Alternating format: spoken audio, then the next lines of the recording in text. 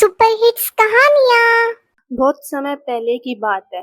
रामपुर गांव में एक व्यक्ति रहता था। उसका नाम था किशन।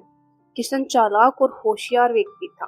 गांव के सभी लोग किशन को नापसंद करते थे, लेकिन गांव वालों को काम के लिए उसी के पास जाना पड़ता था, क्योंकि पूरे गांव में किशन ही ऐसा व्यक्ति था जो थोड़ा पढ़ा लिखा था। बाकी सारे लोग वहां अनपढ़ थे। एक दिन किशन अपने घर पर बैठकर अखबार पढ़ रहा था। किशन की बेटी अपनी माँ से कहती है, माँ, अपनी माँ को किताब हाथ में देते हुए कहती है। इसका मतलब समझा दो ना। माँ किताब को हाथ में लेकर देखती है। अरे, ये तो अंग्रेजी में है, अगर हिंदी में होता तो अभी बता देती बेटा। इतने में वहां बैठा किशन बोल पड़ता है, चुप हो जा 8वीं फेल।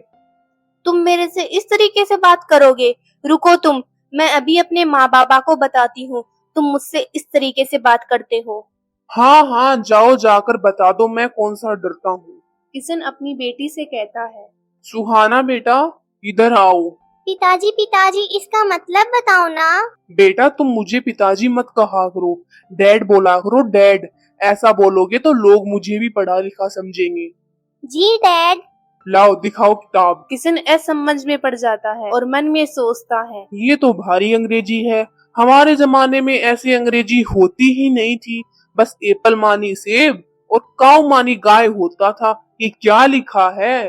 टी क्या होगा, कैसे बताऊं कि अंग्रेजी में मेरा हाथ तंग है। तभी घर के बाहर से आवाज आती है, किशन भैया, अरे ओ किशन भैया, जरा बाहर आओ। अरे रुको रुको, अभी आया। सुहाना बेटा, तुम जब सहज जाओ अपने मास्टर से पूछ लेना, अभी मुझे काम है। बाहर से फिर आवाज आती है, अरे भैया जल्दी आओ किशन, चैन नहीं है इन लोगों को भी। हाँ बताओ, क्या काम है? भैया शहर से हमार बिटवा की चिट्ठी आई है, तनिक पढ़ दियो क्या लिखा है। एक चिट्ठी पढ़ने के 100 रुपए लगेंगे। हाँ हाँ ठीक है भैया, पढ़ तो दियो। किशन अपने दिमाग में एक तरकीब सोचता है। अरे भाई ताराचंद, तेरा बेटा तो पढ़ लिख गया है, अंग्रेजी में चिट्ठी लिखी है क्या? अच्छा अच्छा, जल्दी पढ़ो, मैं भी देखूं अंग्रेजी में कैसे चिट्ठी लिखते हैं। लो पढ़ता हूँ। माँ पिताजी, मैं यहाँ ठीक हूँ, आशा करता हूँ आप भी ठीक होंगे। अरे भाई रुको रुको किशन, अंग्रेजी में पढ़ो। तुम तो हिंदी में पढ़ रहे हो, क्या फायदा हुआ मेरे बेटे का इंग्लिश में चिट्ठी लिखने का? एक बात बता, तुझे इंग्लिश समझ में आती है? जो इंग्लिश में पढ़ने को कह रहे हो समझ में तो नहीं आती, तो क्या हुआ, सुन तो लूंगा, तुम तो पढ़ो, जल्दी जल्दी पढ़ो। ठीक है। I am okay, you are okay, how are you, you are fine, you are good, what is your name? Kishan ने रटी रटाई ये 3-4 शब्द बोल दिए जो उसने अपनी बेटी के मुंह से सुने थे। क्या हुआ भैया, रुक क्यों गए, आगे पढ़ो। बस इतना ही लिखा है, तुम्हें समझ आ गया ना ताराचंद? हाँ, सुनकर बहुत अच्छा लगा, ऐसे लग रहा है जैसे हम अमेरिका में हो। लाओ फिर 300 रुपए निकालो। अरे भैया, 300 रुपए किस बात के? इंग्लिश में पढ़ने के डबल पैसा लगता है, देखा नहीं तुमने? कितनी बड़ी अंग्रेजी पढ़ी है मैंने। लो भैया, तोहार 300 रुपया। ताराचंद अपने बेटे की चिट्ठी लेकर अपने घर की ओर चल दिया। घर पर उसकी पत्नी ने पूछा, आ गए चिट्ठी पढ़वाकर किशन से आप? क्या लिखा था चिट्ठी में? ताराचंद अपनी पत्नी से कहता है, अरे क्या बताऊं बिमला, हमार बेटा तो बहुत पढ़ लिख गया है। वो अब पटर पटर अंग्रेजी में बोलता है, चिट्ठी भी अंग्रेजी में लिखा है। क्या सच में हमारा बेटा अंग्रेज बन गया? क्या लिखा था चिट्ठी में? हम नहीं समझे, किशन भैया का कहत रहे, हेलो हेलो, और नहीं जाने का अंग्रेजी में गिटर पिटर लिखा था। वाह वाह, अब तो हमारे घर में गोरी मेम आएगी। हाँ बिमला। ये दोनों इस बात से अनजान थे कि किशन ने उनको बेवकूफ बनाया है। उसी तरह किशन लोगों को बेवकूफ बनाकर पैसे ऐंठता रहा। कुछ दिनों बाद किशन के पास 3 लोग आते हैं। अरे किशन जी, कैसे हो आप? बस भगवान की कृपा है, लेकिन महोदय आपको पहचाना नहीं, कौन है आप? हमने आपकी बहुत बुद्धिमानी के चर्चे सुने हैं किशन जी, आपसे मिलने की बहुत इच्छा थी, इसलिए आ गए। बस किशन जी, हमारे एक साथी को आपसे मुकाबला करना है, ताकि आपकी बुद्धि और आपकी पढ़ाई की परीक्षा हो जाए।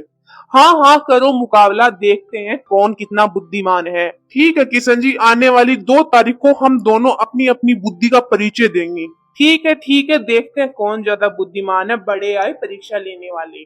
फिर वह 3 व्यक्ति वहां से चले गए और अपनी तैयारी करने लग गए। धीरे धीरे दिन बीत गए और उस दिन गांव के सभी लोग प्रतियोगिता देखने के लिए इकट्ठा हो गए। थोड़ी देर बाद वह तीनों लोग आए और कहने लगे, किशन जी तैयार हो ना आप? हाँ हाँ एकदम तैयार हूँ, तुम अपना बताओ। मैं तो बिल्कुल रेडी हूँ। वहीं पर ताराचंद भी था जो कहता है, अरे भैया रहने दियो, तुमको मुंह की खानी पड़ेगी। हमार किशन भैया जो है ना बरसों से हमारे गांव की समस्या सुलझाते आए हैं। क्यों भाई, हम सही कहे ना? सब लोग ताराचंद की बातों में हाँ मिलाते हैं। ये सब बातें सुनकर किशन का सीना और चौड़ा हो गया। वह तो अभी मुकाबले में पता चल जाएगा। दोनों एक दूसरे से दो दो सवाल पूछेंगे। पहला सवाल किशन आप पूछेंगे। हाँ हाँ ठीक है, तो बताओ बादाम खाने से क्या होता है? उन तीनों व्यक्तियों में से एक व्यक्ति जो मुकाबले के लिए था वह कहता है, बादाम खाने से बादाम खत्म हो जाते हैं। ताराचंद हंसने लगता है। सही जवाब भैया। गांव वाले तो इसका जवाब सही समझ बैठे, जबकि बादाम खाने से दिमाग तेज होता है। चलो छोड़ो, चलो अब दूसरे सवाल का जवाब दो। पूछो पूछो। तभी वहां से एक औरत जा रही होती है जो किशन और उसके बीच से निकलती है। तभी किशन कहता है, देखकर नहीं चल सकती? कौन है ये औरत? पड़ोसी गांव की श्रीदेवी। ताराचंद फिर हंसने लगता है। वाह वाह भाई, सही जवाब दिया। लेकिन मैंने तो कोई सवाल पूछा ही नहीं। अरे क्या किशन जी, अभी तो बोला कौन है ये औरत, तो मैंने भी बता दिया पड़ोसी गांव की श्रीदेवी। अब आपने सारे सवाल पूछ लिए, अब मेरी बारी। अरे वह औरत हमारे बीच से निकल रही थी इसलिए कहा मैंने दूसरा। अरे किशन जी, अब हमारे दोस्त की बारी है, वह आपसे ज्यादा होशियार थोड़ी ना है। चलो ठीक है, पूछो पूछो। How are you? क्या क्या? किशन सोचने लगा, काफी देर तक चुप रहा। ये क्या, किशन को तो ये भी नहीं आता। किशन इस सवाल का जवाब नहीं दे पा रहा था। कोई और सवाल पूछो। किशन जी ये बताइए, यू आर चीटर? किशन ने सोचा, फिर बोला, यस यस यस। अरे किशन जी तो अपने आप को धोखेबाज कह रहे हैं और इनको पता भी नहीं है धोखेबाज है। हमारा दोस्त जीत गया। अरे नहीं नहीं, ऐसा कुछ नहीं है।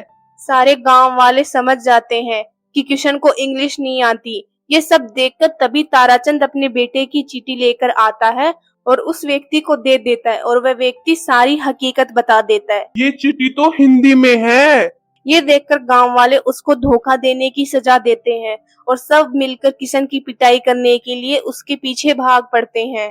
बकरे की माँ कब तक खैर मनाएगी।